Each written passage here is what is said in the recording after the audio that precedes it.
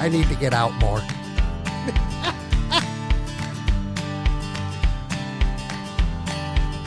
Good morning and welcome to Nature Watch. Nature Watch is sponsored by Waddell's Nursery, Floral Garden, and Bird Center at the corner of 12th Street and Millam Road. And now your host of Nature Watch, it's Gary J.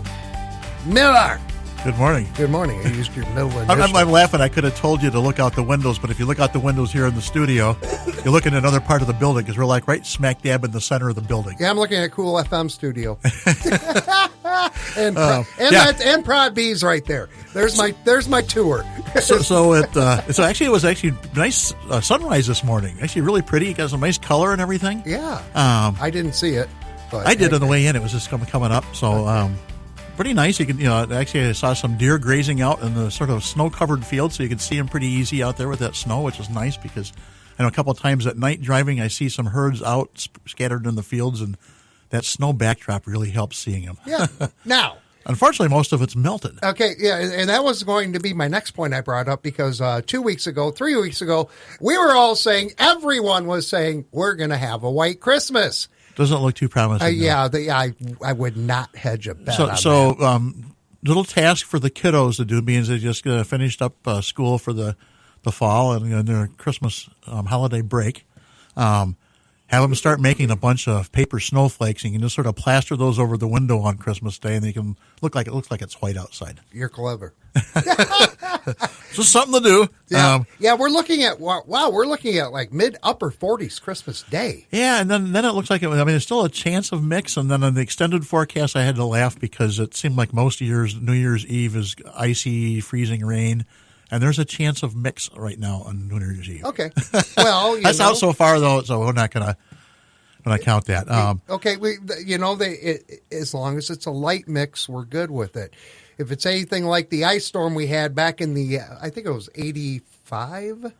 That sounds about right. Somewhere in there. Yeah. Where I had to work an all-night event that night. I came out to my car. I could not get into my car. It was not just ice covered. It was packed.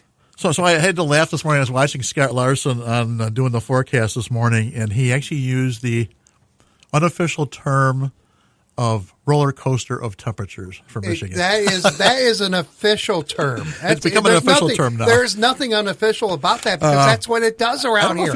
Yeah. I don't know if you'd find that in a meteorologist dictionary, but right. Scott used it this morning. So it was actually pretty true. We had that roller coaster of temperatures. Oh, my goodness.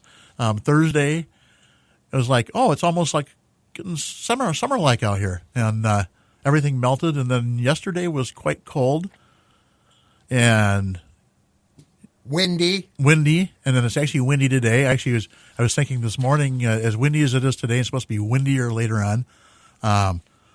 If Pooh was around here, he would say it's a blustery day in the 100-acre wood. I'll give you that. On the way in, I was actually talking about some of the I was listening to another weather forecast, and they're talking about some of the winds out west. And in the Denver area, possibly up to 100-mile-an-hour winds. Didn't I see a 145-mile-an-hour gust out west? Yes. Wow. So they've got actually got some big wind warnings out west. Today is supposed to be real windy. If you're that odd person out, I'm going to say odd duck, but there would be probably some ducks out there, but odd person out on Lake Michigan, there is a gale warning out there. That's been pretty consistent for days, seems like.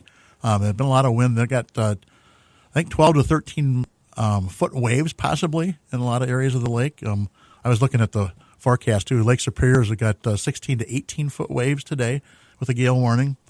Not a good day to be out on the big lakes, and small lakes I think are might have a little skim of ice still fighting. The most of that melted now with that warmer temperature. Yeah. We don't have to warn you about the ice. Well, we might have to warn you about the ice because someone's going to say, "Well, let me see." It's like a little, not even a pane of glass thick. I think a lot of places, if there's any ice left. Don't fall for it. Watch it from shore. If you really want to investigate something, get the binoculars out so you can look out on the ice and see what's out there. Not safe to walk on. Okay. Well, you don't sell water shoes, do you? No. Okay. But, okay. We have a $20 gift card. You can't buy water shoes with it. But you can get stuff at Waddell's with it. But we got nice gloves that were sort of actually waterproof, and I need some winter. You got some neat hats. I need some winter gloves, so I may come see you. Some winter gloves. You're going to need some winter gloves eventually, even if nothing else, because tomorrow at 10:03 a.m. Eastern Time, it officially becomes winter. Yep.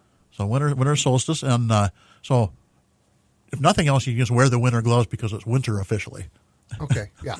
I'll just be in the. And you might need it for the cold because we're going to have some. Next week we may see some temperatures a little cool here and there, and then gets warm. But looks like it's going to drop after Christmas again. So maybe be in the 30s.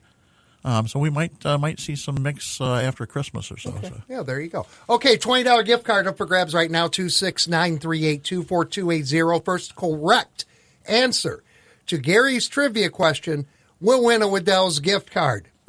Yeah, so this is actually, happened to see this little news release this week. So after not being seen for 10 months, what animal species sighting was confirmed this week in Michigan? So after not being seen for 10 months, what animal species was confirmed sighting in Michigan? I have a couple of guesses, but actually, I've talked about this animal on the show before. I think I talked about it last time 10 months ago when they had seen him. So. Okay, I think I know where you're going. 269-382-4280. If you can figure out, like this caller, what Gary is asking for. Good morning, WKZO. Who is this? Brian. Good morning. Brian, Cougar you said? Cubs. You said Brian? Yeah, Brian. Okay. Brian. Brian. Okay, Cougar cool. Cubs. Cougar Cub. That is correct. Somebody else is paying attention to the news releases. Yeah, there you go. I that's what I was thinking too. Didn't we just discuss that last week?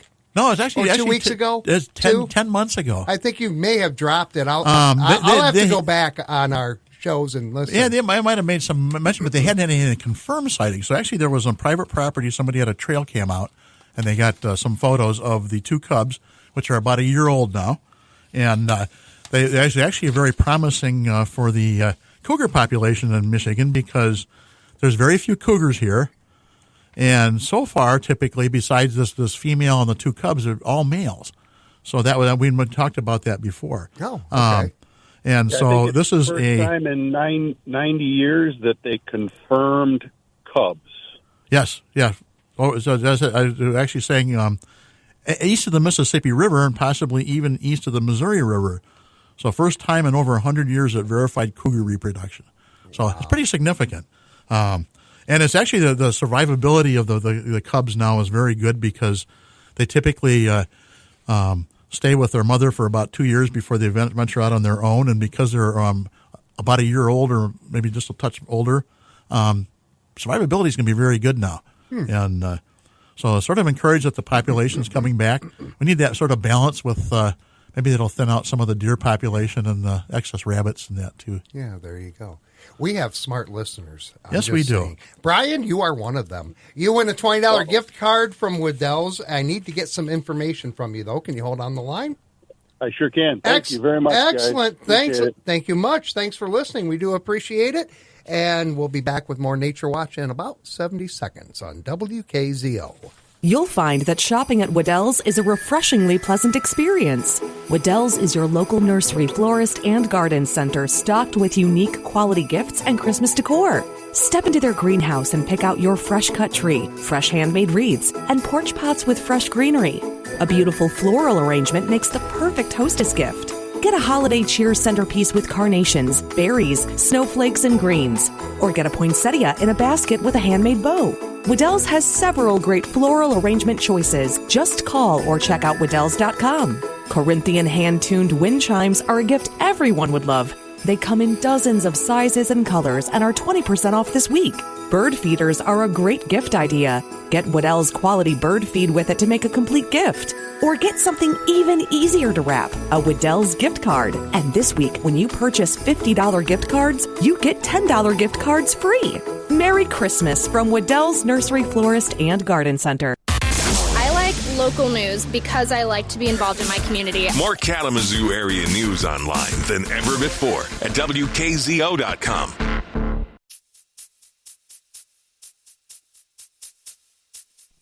I get a little festive cut here. Mannheim Steamroller.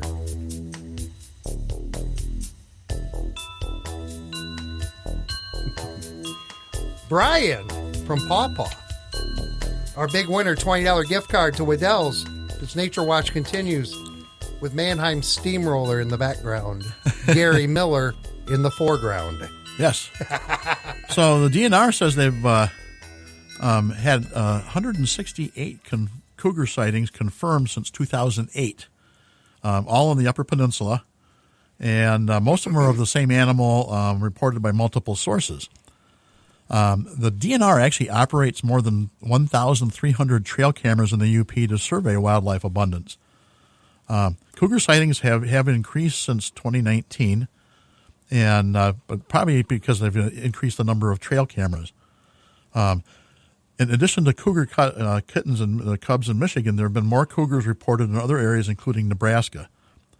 But because they have such a vast territory that they roam, they're sometimes hard to see or you don't see them at all. So it depends on where they've got those trail cams out. So a lot of times they'll try to they'll start getting trail cams out, and when they're out and about, if they see tracks, they'll try to get some cameras close by just so they can have a chance to possibly catch them on those trail cams. Okay. If you have questions about nature, you can give us a call, 269-382-4280, or you can text us to 80373. I'll read Gary the question or comment, and we'll go from there.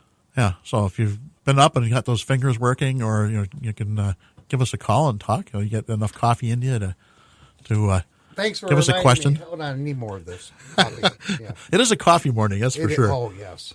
So this last week, I saw some more sandhill cranes. Actually, saw some yesterday when it was sort of blowing snow and that, and a little bit of snow backdrop out in the fields grazing, and still see a lot of Canada geese out in the fields.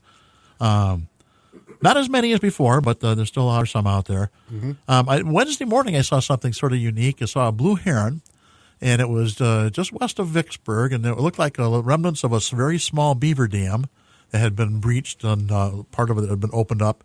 And the heron was standing in not real deep area. Heron was standing right where the water was flowing through, trying to watch for a fish, I'm guessing, trying to look for some dinner.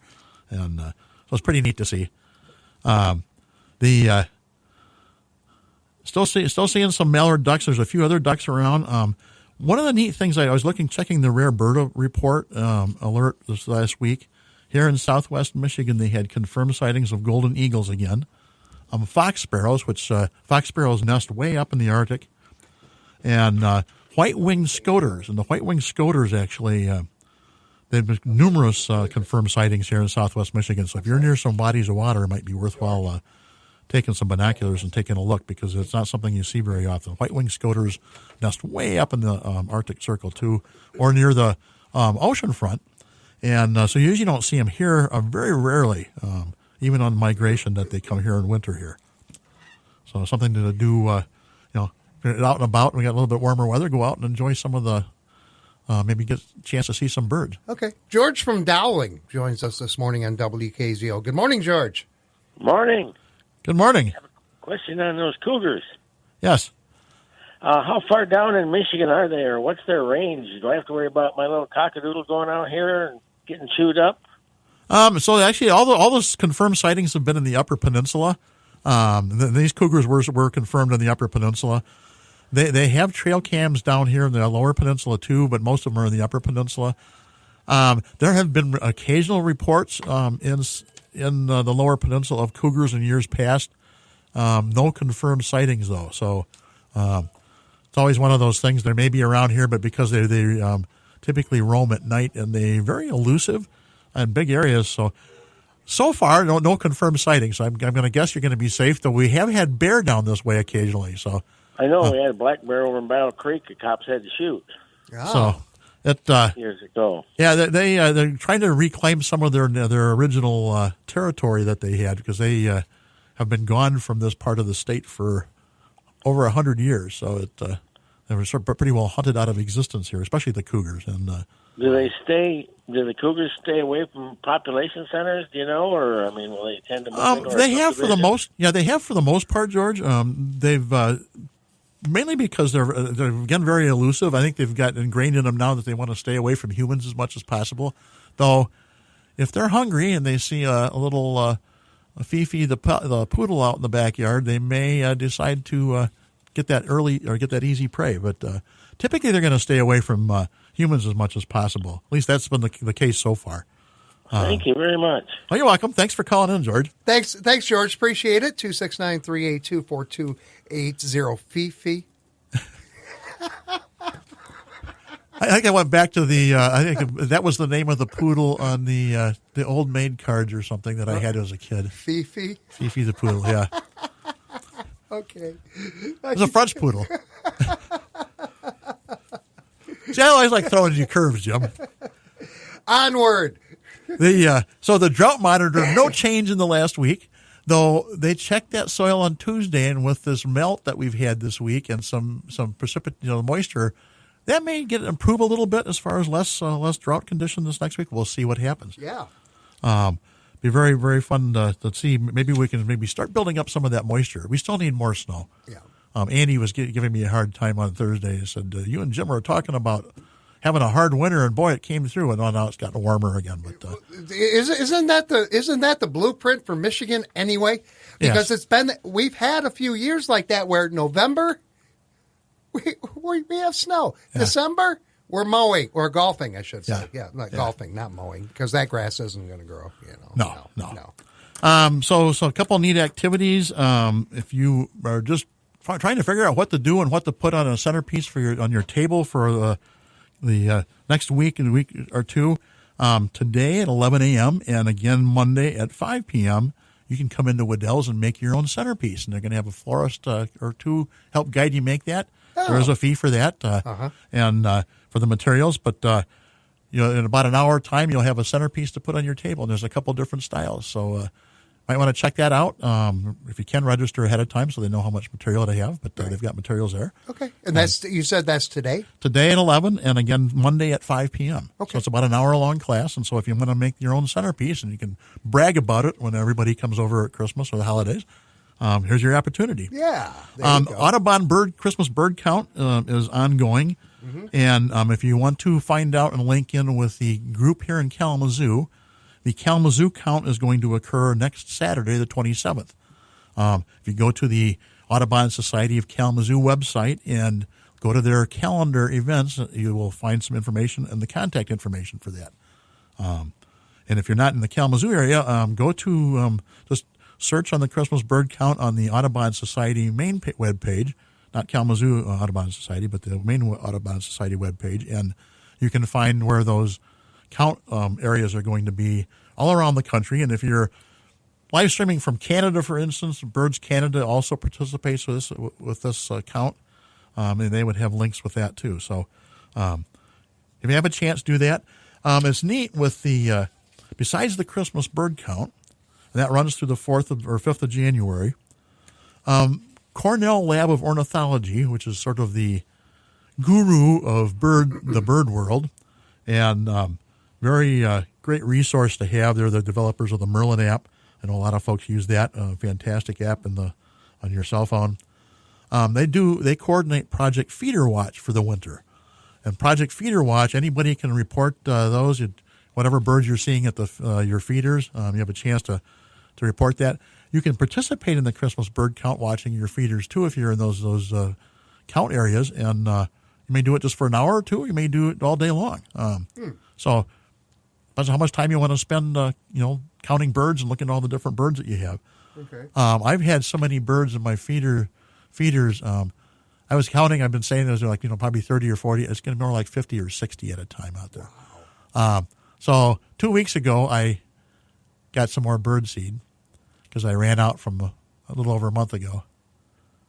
I'm probably going to run out the way it's going in another 2 weeks. Wow. They have been going through seed.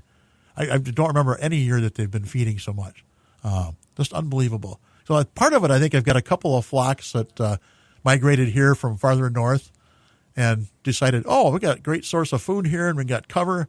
We're going to stay here for the winter. So, but nice thing is, see what you get for being such a nice host. I know. But nice thing is that I've got a combination of birds that are up on the feeders, and I've got ground feeders, so they keep the ground pretty well clean. So I don't have a lot of wasted seed or anything okay. on the ground.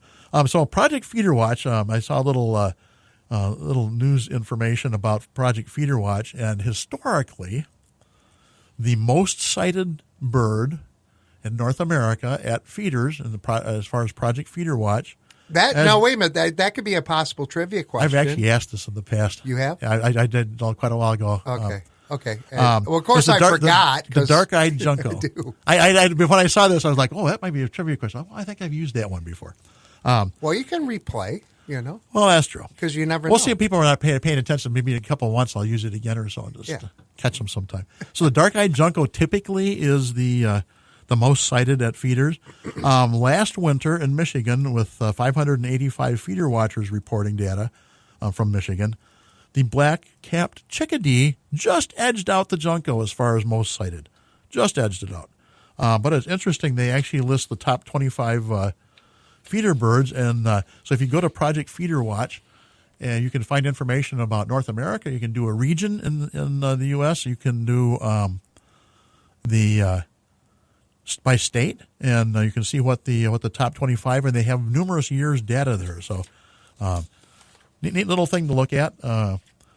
So they really list all the different species that are seen. It was interesting that number 25 bird species, number 25 was the pileated woodpecker, which you don't see that often at bird feeders. So I thought that was pretty interesting that they even made the top 25 list. So besides the juncos, you get in chickadees, you get the blue jays, downy woodpeckers, the cardinal, white-breasted nuthatch, and then mourning doves. So, watch your feeders and do some nice counts in that, or just get the kids and help do some bird identification, or sharpen your bird identification. Here's a good weekend project. Or week project, I should say, through Christmas. Monitor that and then report back to us. Yes. Yeah. So December is a special month. There are many meaningful traditions that people celebrate throughout the month. Some families light candles for Hanukkah, remembering miracles and celebrating hope. Others celebrate Kwanzaa with principles that focus on unity and community. There's the observance of the winter solstice, which is tomorrow, marking the return of longer days. And of course, many celebrate Christmas in all its different styles and traditions. What's interesting is that while these traditions have differences, different foods, different symbols, different stories, they all share something important. They all shine a light into the darkest time of the year. They remind us to come together, to be grateful, to help others, and to bring kindness into the world. December gives us the chance to live all of that, no matter what traditions we celebrate at home. I encourage each of you to look around and appreciate the many ways people find meaning and joy. Learn something new, show respect, and carry the spirit of kindness into every celebration you encounter. Enjoy your holiday season however you celebrate. Nice words. Thought I'd leave a little words of wisdom. And you enjoy your holiday. Yes. I am definitely going Yes. to. And you as well, folks. And thank you for listening to this edition of Nature Watch. Tune in each Saturday at 8:30 for Nature Watch. Brought to you by Waddell's Nursery, Floral Garden, and Bird Center at the corner of 12th Street and Millam Road, right here on 590 and 106.9 FM WKZO. Everything Kalamazoo and the best news talk too. 590 and 106.9.